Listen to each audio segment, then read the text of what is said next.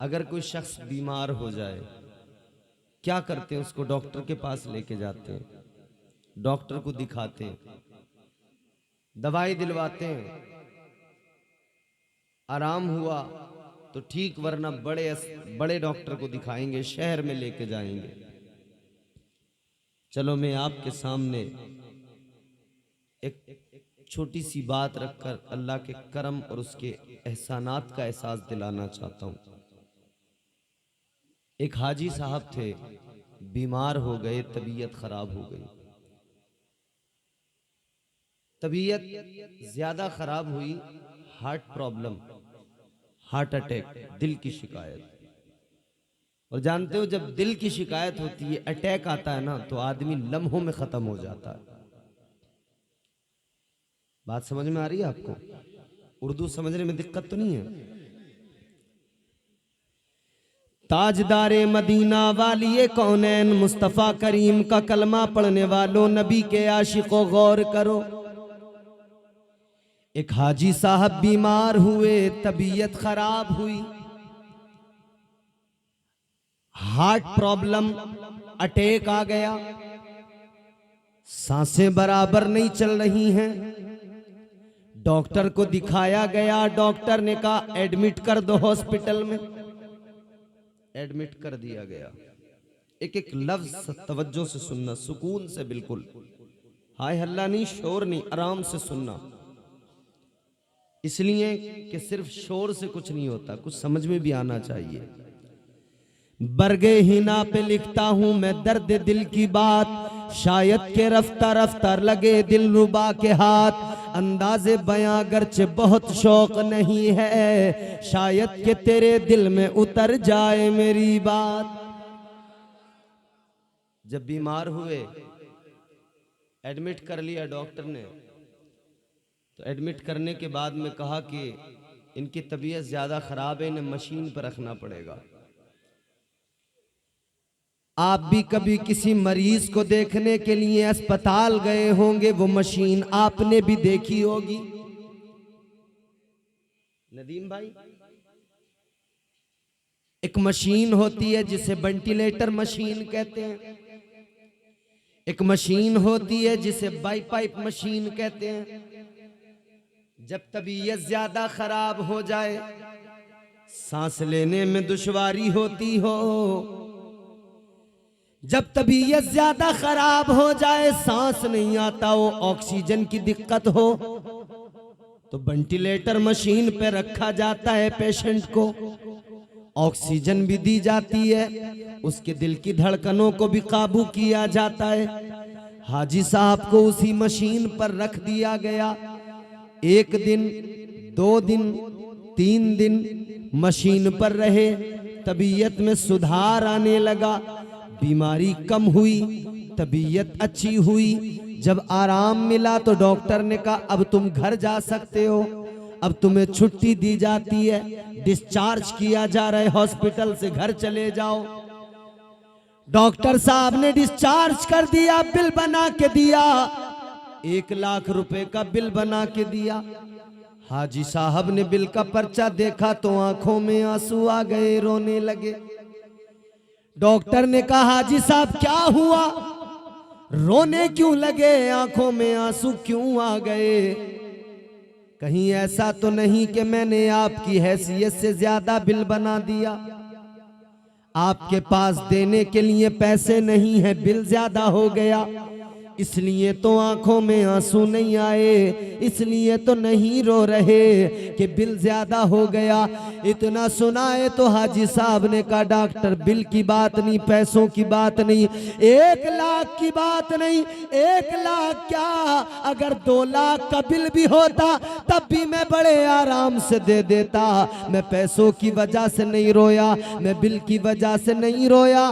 तो डॉक्टर ने कहा किस लिए रोए, रोने की वजह बता दो, रोने का रीजन बता दो, सबब बता दो। तो डॉक्टर से हाजी साहब कहने लगे तेरा बिल देख के नहीं रोया, मैं अल्लाह के करम को याद करके रोया हूँ। 3 दिन तेरी मशीन पे रहा, 3 दिन तूने ऑक्सीजन दी है, 3 दिन तेरी मशीन ने दिल की धड़कनों को कंट्रोल किया, 3 दिन तेरे अस्पताल में रहा, तूने 1 लाख का बिल बना के दे दिया। मुझे अल्लाह का करम याद आ गया, मेरा परवरदिगार 60 साल की मेरी जिंदगी हो गई, हर दिन मेरा खुदा मुझे ऑक्सीजन भी देता है, हर दिन मेरा परवरदिगार मेरे दिल की धड़कनों को भी चलाता है, हर दिन मेरा खुदा मुझे बीमारियों से वबाओं से बचाता है, हर दिन मेरा खुदा मुझे ऑक्सीजन दिया करता है। लेकिन मेरे खुदा ने आज तक मुझे बिल बना के नहीं दिया है। बोलो, कभी अल्लाह ने कोई बिल मांगा तुमसे कि मैं तुम्हें ऑक्सीजन देता हूं, मुझे इसकी कीमत दो, इसका बिल दो? कभी अल्लाह ने कुछ मांगा तुमसे कि मैं तुम्हें रोजाना ताजा फ्रेश हवा देता हूं, मैं तुम्हें खाने को फल देता हूं, सब्जियां देता हूं, गल्ला देता हूं, अनाज देता हूं, सब कुछ देता हूं? रब ने कभी कीमत मांगी? अगर अल्लाह कीमत मांग लेना तो परवरदिगार की इन नेमतों पर हमारी औकात नहीं कि हम कीमत अदा कर सकें। ये फ़कत उसका करम है, ये फ़कत उसकी अताएं हैं, ये फ़कत उसके एहसानात हैं। तो जब भी अल्लाह तबारक व तआला परवरदिगार आलम के एहसानात को याद किया करो तो अपने रब का शुक्र अदा किया करो, इसलिए कि शुक्र अदा करने से नेमतों में इजाफा होता है, नेमतें अल्लाह बढ़ा दिया करता है। जो बंदा अल्लाह का शुक्र अदा किया करता है, अल्लाह ताला नेमतें बढ़ा दिया करता है, अल्लाह उस पर अपने करम और अताओं और इनायतों में इजाफे कर दिया करता है। परवरदिगार का करम बढ़ता चला जाता है, परवरदिगार की अताएं बढ़ती चली जाती हैं। ऐ मेरे सुन्नी मुसलमानों, ऐ नबी के आशिकों, जरा गौर से सुनो, आओ जरा मुस्तफ़ा के जिक्र की महफिल में आए हो। वो खुदा जिसने तुम्हें और मुझे पैदा किया, वो परवरदिगार जिसने तुम्हें और मुझे बनाया, वो तुम्हारा मेरा खुदा, वो खालिक़े कायनात जिसने लफ्ज़ कुन से कायनात को वजूद बख्शा है, वो खुदा जिसने इतनी बड़ी कायनात को बनाया और इतनी बड़ी कायनात बनाने के लिए ए लोगों जरा गौर तो करो। हम छोटा सा घर बनाते हैं, हम छोटा सा मकान बनाते हैं, कोई मालदार अपनी बिल्डिंग बनाता है, कोई बंगला बनाता है, उसे इंजीनियर की ज़रूरत पड़ती है। पहले इंजीनियर नक्शा तैयार करके देता है, फिर वो मकान तैयार होता है। पहले इंजीनियर नक्शा बनाता है, इंटीरियर डिजाइनर आता है, वो अलग आपको डिजाइनिंग के बारे में बताता है, इंटीरियर कैसा रहेगा। छोटा सा मकान बनाने के लिए एक इंजीनियर चाहिए, इंटीरियर वाला चाहिए, पेंट वाला चाहिए, मेमार चाहिए, इतने लोगों की जरूरत होती है। लेकिन सुनो, परवरदिगार आलम ने, खालिक़े कायनात ने इतनी बड़ी कायनात को बना दिया, मगर सुनो मेरे अजीजों, अल्लाह ने किसी इंजीनियर से नक्शा नहीं बनवाया, अल्लाह ने किसी इंटीरियर डिजाइनर को नहीं बुलाया, अल्लाह तबारक व तआला ने इसके लिए किसी को ऐसा नहीं किया कि इसके डिजाइन के लिए अल्लाह तबारक व तआला को किसी इंजीनियर की जरूरत पड़ी हो, बल्कि अल्लाह तबारक व तआला ने चाहा दुनिया को पैदा किया जाए। अल्लाह ने फरमाया कुन हो जा फयकुन, फिर सारी कायनात पैदा हो गई। वो सुपर पावर है, वो सुपर पावर, उसकी शान क्या है? परवरदिगारे आलम का कुरान कहता है इन्नल्लाह अला कुल्ली शैइन कदीर। वो सुपर पावर, ताकत वाला, कुदरत वाला, वो हमारा खुदा है।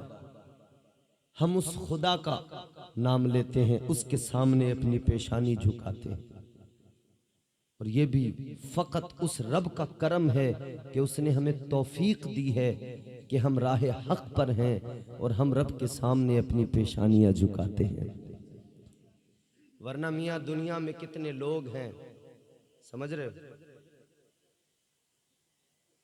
दुनिया के अंदर न जाने कितने लोग हैं, कोई आग को अपना खुदा समझ रहा है, आग के सामने झुका हुआ है। कोई पत्थरों को अपना माबूद मानकर उनके सामने सर झुकाए हुए खड़ा है। कोई दरियाओं को, पानी को, बहते पानी की मौजों को खुदा मान बैठा, उसके सामने सर झुका दिया। खुदा की तलाश में लोग निकले, किसी ने दरियाओं के आगे सर झुकाया, किसी ने पत्थरों के आगे सर झुकाया। खुदा को ढूंढने चले लोग, लेकिन खुदा न मिल सका। किसी ने खुदा मान लिया पत्थरों को, किसी ने पेड़ों को, दरख्तों को खुदा मान लिया। उस रब का एहसान मानो कि उस परवरदिगार आलम ने तुम्हें और मुझे गुमराहों के दरमियान नहीं रखा, अल्लाह ने कुफ्र में मुब्तला नहीं रखा।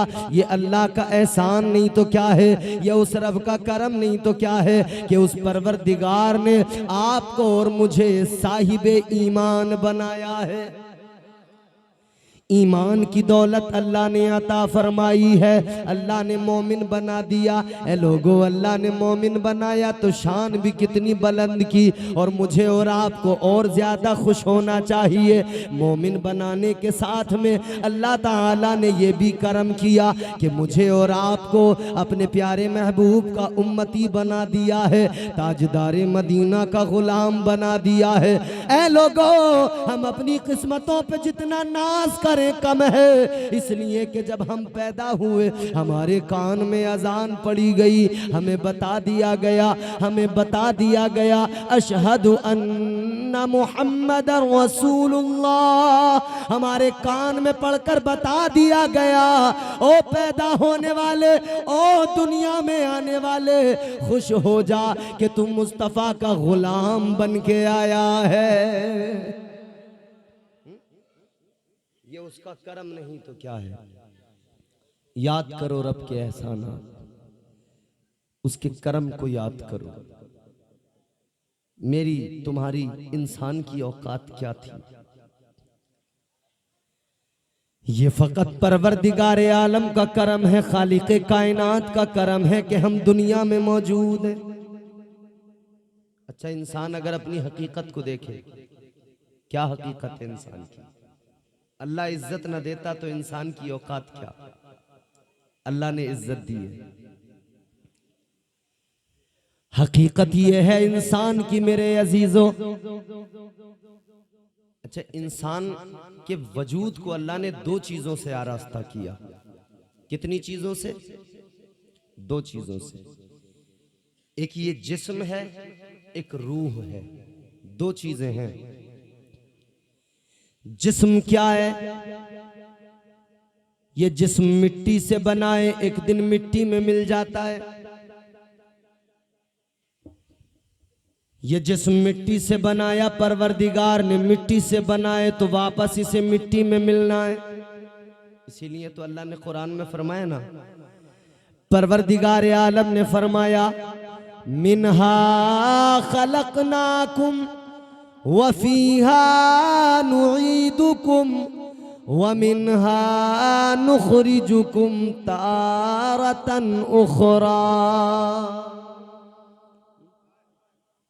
अल्लाह ने क्या फरमाया? परवरदिगार आलम ने फरमाया, ये जो जिस्म है ना, मिट्टी है। फरमाया, इंसान तुझे हमने मिट्टी से बनाया, वफीहा नुईदुकुम, फिर वापस तुझे मिट्टी में मिला दिया जाएगा। वमिन्हा नुखरिजुकुम तारतन उखरा, फिर वो दिन भी आएगा कि इसी मिट्टी से तुझे दोबारा फिर उठाया जाएगा। अल्लाह ताला का करम देखो, अल्लाह ने इंसान को मिट्टी से बनाया, मगर मिट्टी से बनाने के बावजूद इज्जत कितनी अता की है, अल्लाह ने अशरफ बना दिया। कितनी इज्जत अता की अल्लाह ने, अफजल बना दिया।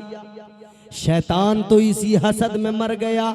वो कहता था मैं अफजल हूँ, मगर परवरदिगार ने फरमाया कि मैंने अफजलियत का ताज तो इंसान को अता कर दिया, मैंने अफजलियत का ताज तो आदम के सर पे सजा दिया। अल्लाह ने जनाब हजरत आदम अलैहिस्सलाम को पैदा किया, परवरदिगार आलम खालिक कायनात ने, अच्छा गौर करो, इंसान को बनाया अल्लाह ने मिट्टी से बनाया। अब जरा बनाने का प्रोसेस भी देखें अल्लाह ने किस तरह से बनाया। अल्लाह ने फरिश्तों के दरमियान फरमाया, खालिक कायनात ने फरमाया, तुम्हारे मेरे खुदा ने फरिश्तों के दरमियान फरमाया। अल्लाह तबारक व तआला ने फरमाया कुरान पढ़ो मेरे अजीजों, कुरान बताता है, कुरान सुना करो, कुरान को समझा करो, कुरान को पढ़ा करो। इसलिए नहीं पढ़ते कुरान को। आज तो हमारा हाल ये, साल में एक मर्तबा जब रमज़ान आ गया हमने ताकों से कुरान को उठा लिया, हमने एक मर्तबा साल में कुरान की तिलावत की, हमने समझा बस काम हो गया, कुरान की तिलावत का हक अदा हो गया, उसके बाद में फिर कुरान को ताकों में रख दिया। नहीं मेरे प्यारे, साल में एक मर्तबा पढ़ने के लिए कुरान मजीद नहीं दिया अल्लाह ने। ये तो दस्तूर हयात है, ये तो आईने ज़िंदगी है, ये तो निज़ाम खुदा है जो अल्लाह ने अता फरमाया है। ऐ लोगों गौर करो, परवरदिगार आलम ने कुरान मजीद अता किया। अब अल्लाह ने कुरान में इंसान के पैदा करने, उसकी तख्लीक के प्रोसेस को बयान किया। अल्लाह ताला ने कितनी इज्जत दी है, लोगों गौर करो। परवरदिगार आलम ने फरिश्तों के दरमियान फरमाया, अल्लाह ने ऐलान किया, व इज़ क़ाला रब्बुका व इज़ क़ुलना लिल मलाइकति इसजुदू लि आदम फसजदू व इज़ क़ुलना लिल मलाइकति इसजुदू लि आदम। अल्लाह ने जब पैदा कर दिया ना तो फिर फरिश्तों को सजदे का हुक्म दिया। ये इज्जत दी अल्लाह ने इंसान को। और पैदा करने से पहले क्या फरमाया, व इज़ क़ाला रब्बुका लिल मलाइकति इन्नी जाइलुन फिल अर्दि खलीफा। परवरदिगार आलम ने फरमाया, ऐ फरिश्तों मैं जमीन में अपना खलीफा बनाने वाला हूं, जमीन में अपना खलीफा। अब यहां से मेरे लफ्जों को जरा तवज्जो से सुनना। अल्लाह ने क्या फरमाया, मैं जमीन में अपना खलीफा बनाने वाला हूं। तो ये बात तो तय हो गई ना, ये तो अल्लाह ने ऐलान कर दिया ना कि इंसान को बनाया जा रहा है जमीन के लिए, खिलाफत अर्जी दी जाएगी, जमीन के लिए पैदा किया जा रहा है। मगर अब एक सवाल करता हूं, मुझे बताओ, और तुम सब जानते हो, अल्लाह ने हजरत आदम अलैहिस्सलाम को, पहले इंसान को जब पैदा किया तो ऐलान तो ये था कि जमीन में अपनी। ए भैया इधर देखो मेरी तरफ सामने, जरा जोर से बोलो सुभान अल्लाह। नबी का जिक्र सुन रहे हो ना, हुजूर के जिक्र की महफिल है ना, तो जरा प्यार से मुस्कुरा के बोलो सुभान अल्लाह। यार लाजवाब नबी की लाजवाब उम्मत, और आज उस उम्मत का हाल ये हो गया कि वो उम्मत जानती नहीं है कि हम सुन क्या रहे, उसे पता ही नहीं लग रहा है कि हम सुन क्या रहे। लाजवाब नबी की लाजवाब उम्मत हो कि नहीं? बोलो हमारे नबी, जोर से बोलो नबी है ना लाजवाब। यूं तो सारे नबी मोहतरम है, मगर यूं तो सारे नबी मोहतरम है, मगर सरवर अंबिया